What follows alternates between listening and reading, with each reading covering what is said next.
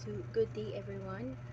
So today I'm going to discuss about the contingency theory of leadership. So ang kaning contingency theory of leadership is kanang naga-focus ni siya sa kanang dili lang kay ingon niya kanang isara ang kanang way para nga kanang ma-solve na siya nga kanang problem kibali or situation. So ang kani siya nga theory is nagatuo nga there are so many ways pa para nga kanang ma-solve ni siya ang kanang problem or kanang situation.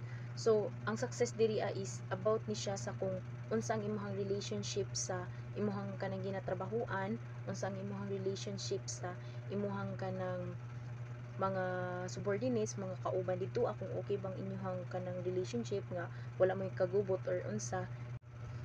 So let's proceed to the principles of effective organizational leadership. So principle 1, proficiency must be observed in every task. So when we say mediocrity is a person who does not have the special ability to do something well. So kanang isa ni siya ka leader nga kanang kanang istorya lang nga kanang tama na ni okay na o kanang kung unsang ihang makaya dito lang gid siya. So we cannot afford a leader to be a half-baked leader who never knows his craft. So ang isa ka leader is kanang dapat he or she should always strive for excellence rather than accepting average performance. So kay mo ingon ka nga kanang as long as mahuman lang ni siya nga kanang task or mahuman lang ni siya nga kanang trabaho, okay na.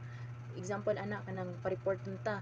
So kay okay raman kay ma'am nga kanang sulat-sulat lang walay design tama na ko ani lang. So dili ka magkanang settle for less, gani dapat kanang mas mo strive pa jud ka or kanang mas i-improve pa jud nimo.